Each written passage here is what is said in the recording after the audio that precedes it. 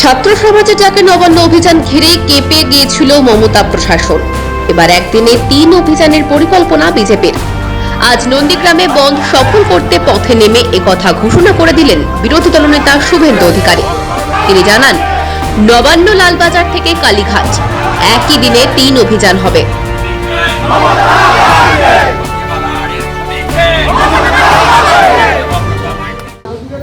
প্রস্তুত থাকুন, একদিনে 3টে অভিযান হবে। কারা করবে জেনে যাবেন, কবে করবে জেনে যাবেন। নবান্ন, লালবাজার, কালীঘাট একদিনে।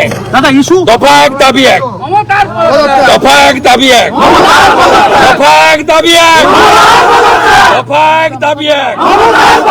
আমার বোনের রক্ত, আমার বোনের রক্ত।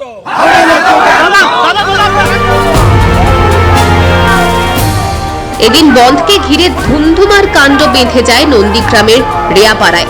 বন্ধের সমর্থনে রাস্তায় নেমেছিলেন স্থানীয় মানুষ, কিন্তু আচমকাই পুলিশ তাদের ওপর লাঠিচার্জ করতে শুরু করে। কাঁদানে গ্যাসের শেলও ছোড়া হয়।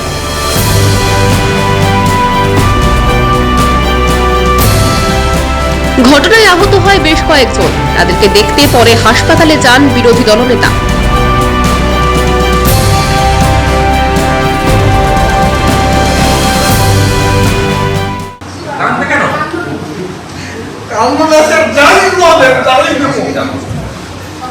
আরে মমতা তার ভাইপোর অবস্থা এর থেকে খারাপ করবে, কি হিসাব হবে না ভাবছেন?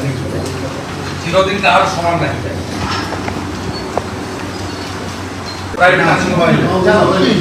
সবাইকে দিল, এখানে থাকা দরকার।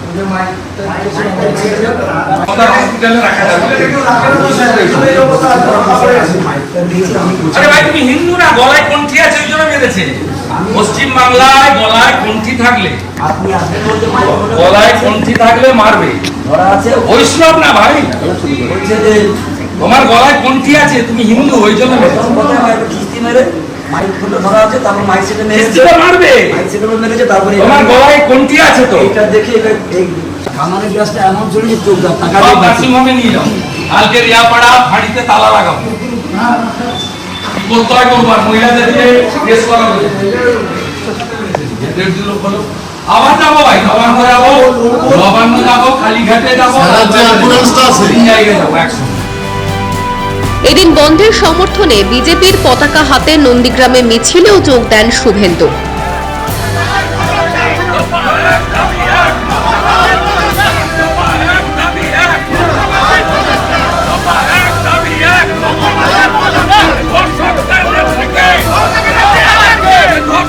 নন্দীগ্রামে থেকেই এদিন মমতার দিকে চ্যালেঞ্জ ছুড়ে দিয়েছেন বিরোধী দলনেতা। বুঝিয়ে দিয়েছেন, আরজিকর কাণ্ডের পর সারা বাংলার মানুষই সরকারের ওপর বীতশ্রদ্ধ। সবাই চাইছে বিচার, অন্যায়ের বিরুদ্ধে বিচার, অরাজকতার বিরুদ্ধে বিচার। ব্যুরো রিপোর্ট, মাধ্যম।